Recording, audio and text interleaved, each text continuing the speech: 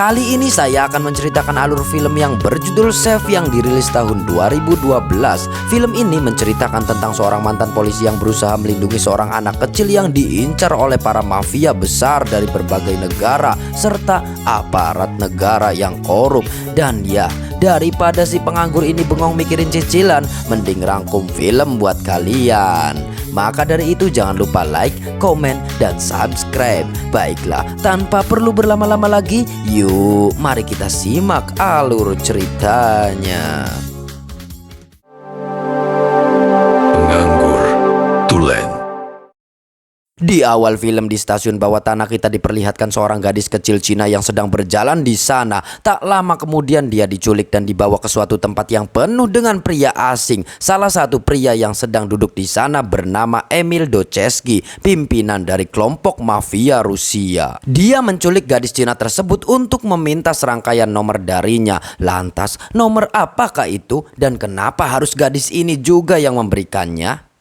Scene berpindah ke beberapa waktu sebelum kejadian. Gadis kecil ini bernama Mei. Tidak seperti anak-anak seusianya, Mei memiliki otak yang sangat cerdas seperti halnya komputer, di mana dia bisa menghitung secara cepat, tepat, dan akurat. Dan itu membuatnya menjadi spesial dari anak-anak lain di sekolahnya, sampai kepala sekolahnya berniat untuk memindahkannya ke sekolah khusus. Saat pulang sekolah bersama teman-temannya, tiba-tiba Mei diculik oleh orang tak dikenal dan ternyata dia dibawa ke tempat pamannya yang merupakan pimpinan dari gangster triad yang bernama Jiao Han. Scene berpindah ke sebuah laga pertandungan semacam UFC di mana seorang pria bernama Luke Wright bertanding dengan seorang pria, namun pertandingan tersebut tidak berakhir dengan baik. Pasalnya Luke menghajar lawannya itu sampai kondisinya menjadi kritis. Kesal karena orang yang dia lawan tidak seimbang, Luke pun mendatangi panitia laga tersebut dan langsung memukulnya di tempat.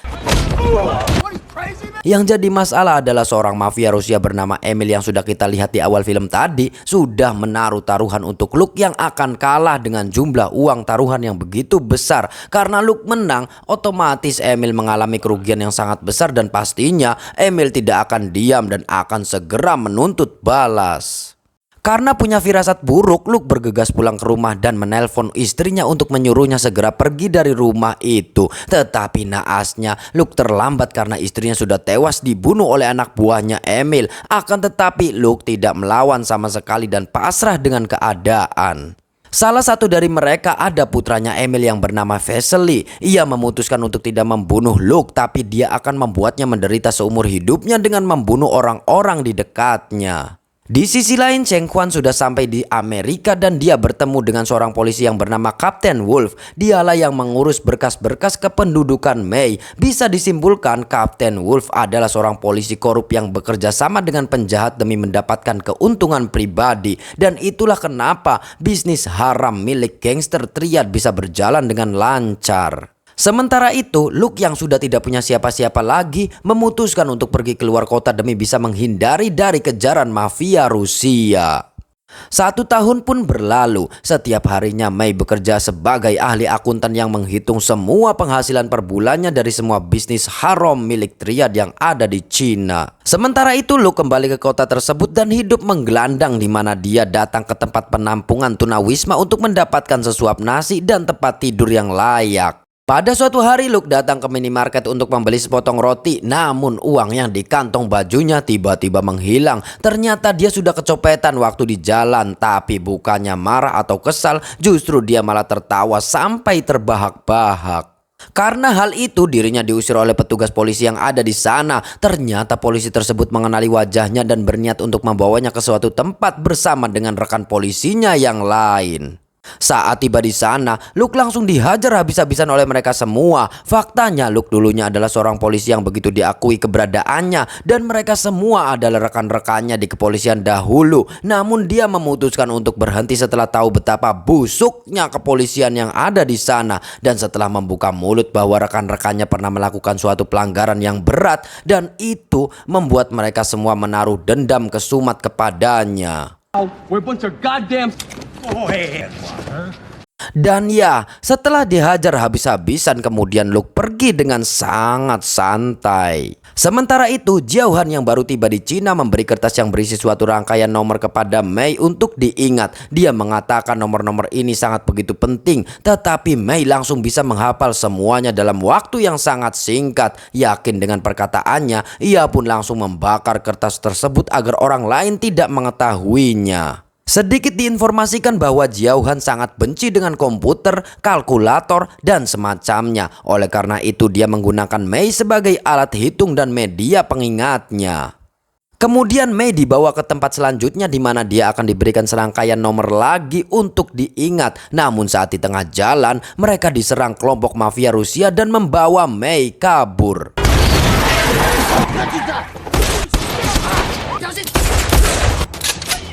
Can't let them have me. Dan ya, itulah awal mengapa Mei bisa berada di tempat ini. Dan tanpa diduga, pasukan polisi sudah sampai di tempat mereka dan semua polisi itu berada di bawah pimpinan langsung dari Kapten Wolf. Sementara itu Wolf sedang ditelepon Cheng Kuang. Dia menyuruh Wolf untuk menangkapnya hidup atau mati, tentunya dengan imbalan yang tidak sedikit. Dan di saat yang sama Emil juga menelponnya dan meminta untuk menarik mundur semua pasukan sebagai imbalannya. Emil akan memberinya imbalan 5% lebih besar dari apa yang orang Cina itu tawarkan. Untuk itu dia langsung mengerahkan semua anak buahnya untuk mencarinya. Sementara itu pihak Triad yang dirugikan di sini tidak memiliki pilihan lain selain harus memulai api peperangan. Tanpa diduga Mei berhasil meloloskan diri. Karena itu Emil menawarkan kesepakatan baru yang mana dia mengingatkan gencatan senjata dan akan menaikkan imbalannya sebesar 7%. Tetapi Wolf menolaknya karena dia merasa ada sesuatu yang berharga yang dimiliki gadis Cina tersebut. Di sisi lain Luke sudah ada di subway dan dia berniat untuk bunuh diri karena sudah tidak tahan dengan semua ini. Namun setelah melihat Mei lewat, ia tidak jadi melakukannya. Dan tanpa diduga kelompok mafia tersebut juga sudah sampai di sana. Dan Mei langsung bersembunyi di balik pilar. Saat kereta tiba, Mei langsung masuk ke dalam, begitu juga dengan mereka yang juga ikut masuk ke dalam. Luke yang melihat hal itu merasa curiga dan dia langsung mengejar kereta tersebut dan berusaha untuk masuk ke dalamnya.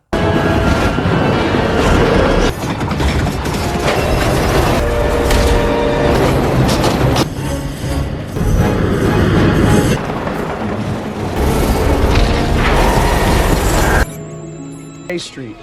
Sementara itu Mei yang sedang lari dari kejaran mereka sudah terpojok. Luke yang sudah ada di dalam langsung melindungi Mei dan inilah yang terjadi.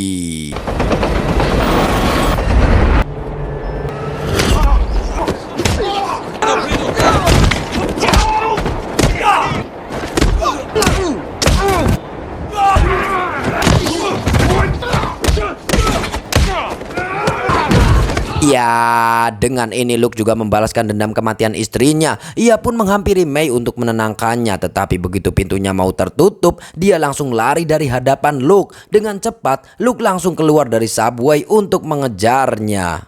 Sesampainya di luar, Mei dihampiri oleh dua orang polisi yang sama yang tadi menghajar Luke dan tak diduga Luke datang dengan menghajar mereka berdua. Di saat yang sama pasukan mafia Rusia sampai di sana sehingga aksi kejar-kejaran pun tak bisa dihindarkan.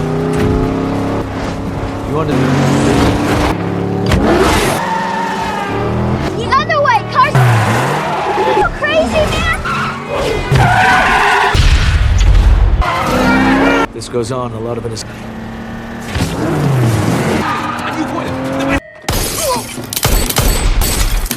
Dan selanjutnya Luke membawa sisanya ke suatu gang dan menghabisi mereka semua sampai tak tersisa. Not 5 years old. Di sisi lain pasukan gangster Triad sudah menemukan lokasi Mei berada dengan melacak ponsel yang dia bawa. Sementara itu Mei dengan Luke terlibat suatu percakapan di mana mereka membicarakan serangkaian nomor yang ada di dalam kepalanya. Dan terungkap sudah kenapa mereka semua sangat menginginkan nomor tersebut. Dan ternyata serangkaian nomor tersebut adalah sebuah kode yang merujuk pada nomor kombinasi sebuah brankas. Mei juga mengatakan bahwa masih ada satu brankas lagi yang nomornya masih belum diketahui. Because they have a 3, of them has a 3 before. Many times to be random. Di sisi lain, Cheng Quan beserta antek-anteknya pun sudah sampai di lobi hotel tersebut dan mereka langsung menyandra semua pengunjung yang ada di sana. Mereka berdua yang mengetahui hal tersebut langsung pergi dari sana. Tetapi sebelum itu, Mei menulis kombinasi angka tersebut di sebuah kertas dan diberikan kepada Luke.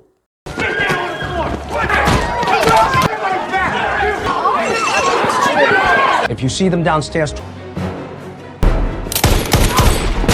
Sesampainya di lorong sempat terjadi baku tembak, tetapi untungnya mereka berhasil lari lewat tangga menuju ke bawah. Polisi pun sampai di TKP dan mereka langsung diberondong peluru oleh para triad. Luke yang baru sampai di bawah langsung menyerang para triad dengan sangat brutal dan tak cukup sampai di situ. Ia juga harus lari dari kejaran polisi. Sementara itu para triad membaur dengan para pengunjung agar bisa kabur dengan selamat. Walaupun begitu, mereka sempat ditembaki polisi dan kehilangan beberapa rekan mereka.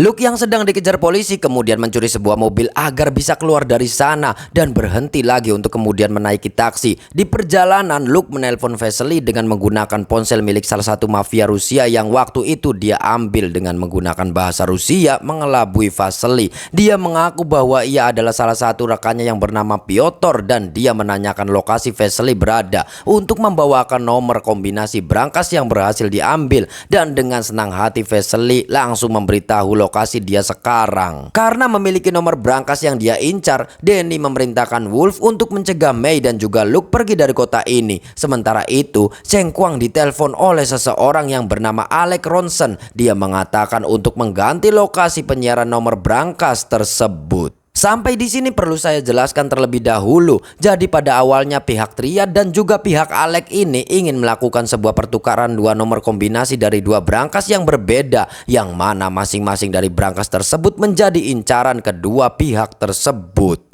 Singkat cerita, Luke sampai di tempat Vasily tidak serta-merta menyerang secara brutal, tetapi Luke memantau situasi terlebih dahulu agar aksinya berjalan dengan lancar. Barulah saat dia memesan minuman yang terjadi.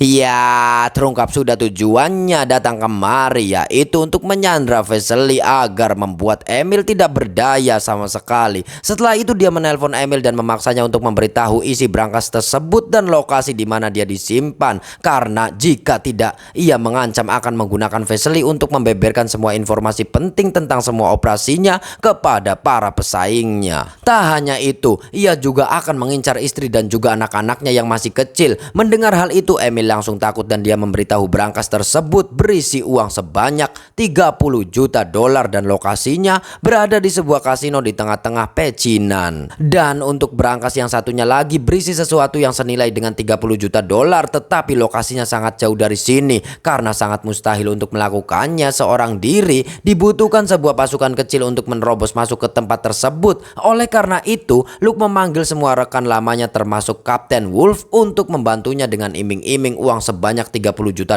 dibagi sama rata. Karena dia tahu semua rekannya itu sangat licik, Luke membakar kertas yang berisikan nomor kombinasi brankas tersebut, yang mana nomor kombinasi itu sudah dia ingat di kepalanya. Dan karena itu mereka semua harus melindungi Luke agar dia tidak terbunuh. Setelah itu mereka langsung memulai aksinya. Dimulai dengan menghabisi semua penjaga yang ada di ruang diskotik. Kemudian mereka masuk ke lantai bawah di mana penjagaannya lebih banyak dan juga lebih ketat.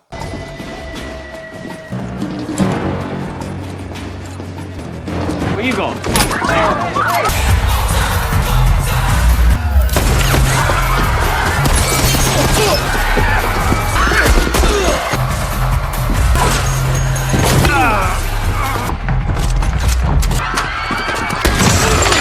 Setelah dua rekan mereka tewas, akhirnya mereka sampai di brankas tersebut dan langsung meledakkannya.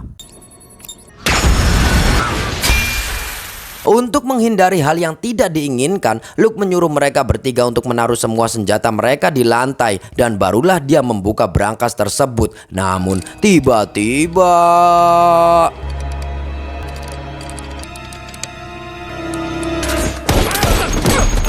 Live Left 20.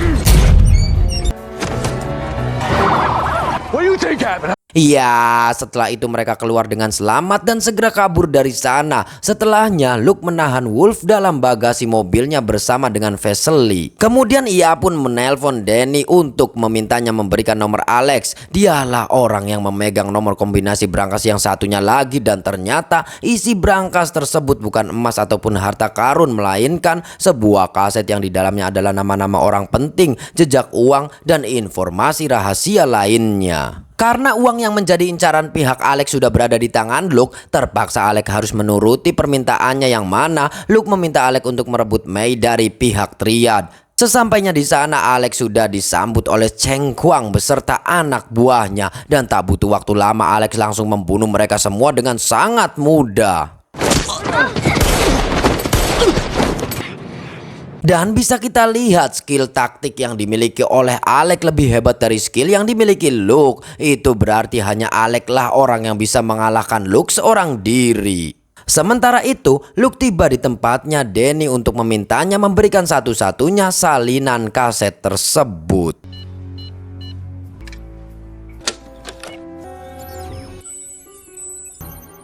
Singkat cerita, pagi pun tiba. Luke sampai di tempatnya Alex, dan faktanya Luke dan Alex pernah menjadi rekan satu tim dan dulunya mereka sering membuang mayat di tempat ini. Alex pun menyandra Mei dan berniat untuk membunuh Mei dan Luke agar dia bisa langsung membawa kabur semua uang dan juga kasetnya. Akan tetapi Luke sudah memindahkan semua uang tersebut ke suatu tempat. Untuk itu mereka berdua memutuskan untuk berduel 1 lawan 1, yang mana jika Alex menang, Luke akan memberitahu lokasi uang tersebut disimpan. Namun yang terjadi,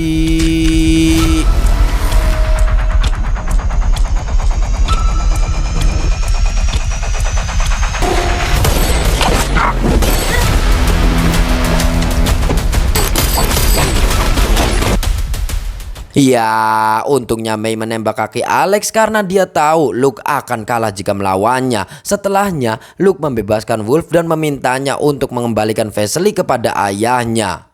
Kemudian Mei mengirimkan uangnya kepada Jiao-han pamannya sebanyak 29 juta dolar, dan sisanya akan dikirimkan nanti dengan bunga uang 10% lewat kaset yang didapatnya. Mei mengetahui semua rekening milik Jiao-han di Cina. Dengan itu, Mei mengancam akan menghancurkan semua bisnisnya jika kehidupannya diusik. Di akhir film, Luke berencana akan menyekolahkan Mei di sebuah sekolah khusus dan dia sendiri akan melanjutkan hidupnya dengan tenang.